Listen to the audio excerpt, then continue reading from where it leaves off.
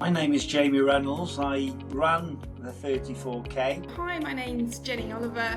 I did the 34K challenge with my sister. So I'm Kate, and I ran for the challenge. So we did it in a team of 3. So it was me and 2 friends, Danny and Lily. I'm Paul. I live in Kent, and I did the challenge recently. Yeah, so we did it actually sort of relay style. So my name's Cordelia Lineker Brown, and I cycled just over 34K with a group of 10 friends, raising money for the fabulous Suicide&Co.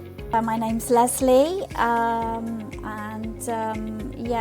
so what we did for the challenge was to do a swim in the Thames. I personally haven't been affected by suicide, but one of our team members had, so it was kind of a group thing together to raise money for such an amazing charity. I've been personally impacted by bereavement from suicide in the past, so I've done some fundraising for other suicide prevention charities, but yeah, I just thought this challenge was a great reason to get involved and fundraise around Suicide Prevention Day.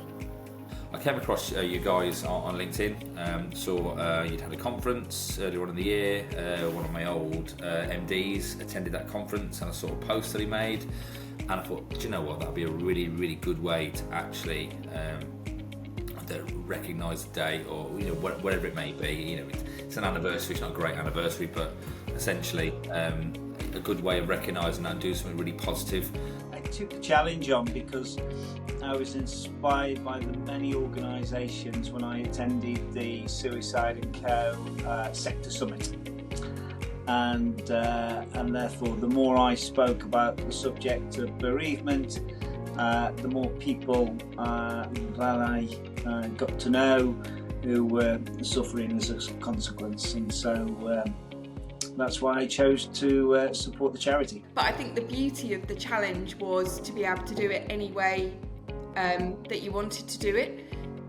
So I really like that in terms of, obviously if you wanted to run it all or walk it all or whatever. So we chose cycling, and then at the end came together for a walk as well. I was part of a group, and for me I was doing the 34K challenge, but other people in the group, we kind of said we'd split the 34K between us. So someone swam 2K dressed as a frog around a local lake. Yeah, someone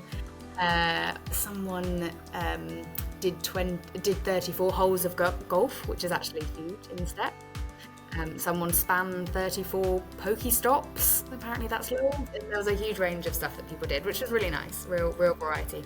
As a charity do and offer people is just incredible. So to be able to support that in any way, and for every £30, paying for a counselling session.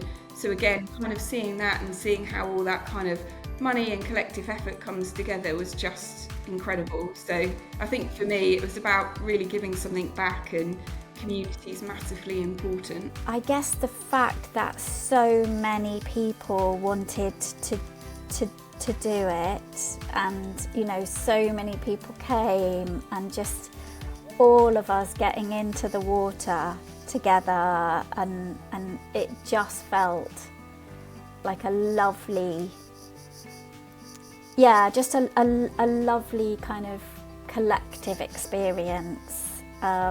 Just the money, absolutely, just raising the money, knowing that will fund 60 plus counselling sessions, then that's fantastic, and people can benefit from that and hopefully come out the other side. It was just such a lovely kind of day to come together, and I think for us, for every kilometre, we were thinking of a memory for Dad.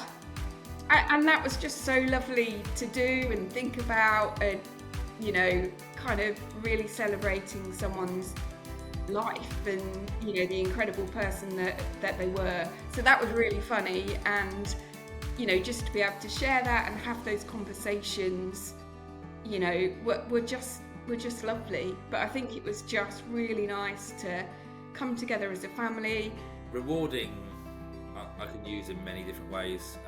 Rewarding emotionally, financially for your charity. Inspiring, definitely, I'd say top of that list.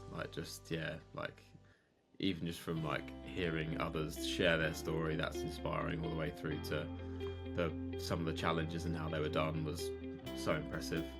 It's definitely inspired me and the others to do that differently next year. Openness in the sense of my brother and I had a really good chat all the way around. But Like positive, I suppose, like despite the backdrop and the reasons behind it all, it was just all like just like oozing like positivity and like good energy, which again is like why you do come together and do stuff like this.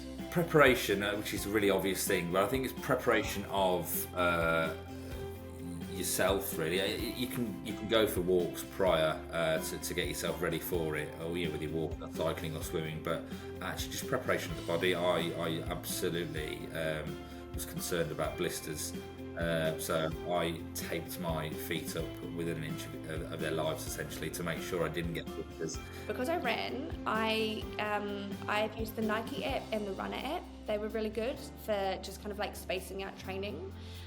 So those are really good if you're feeling a bit daunting about, if you're going to run.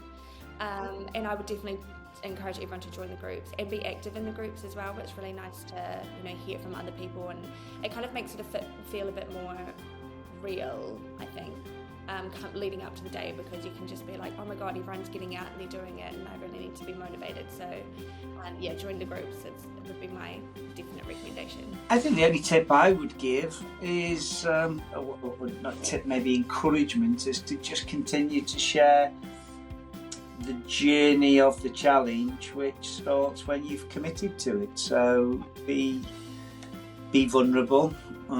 If you're naturally introverted, then push yourself out of your comfort zone and tell people why you're doing it, and share with people the insights and the knowledge and expertise that you provide ourselves in terms of the reasons for where the funds are going, and the insights around the topic of suicide. And therefore that awareness campaign is constant, and clearly that will generate the funds that we're all trying to generate to deploy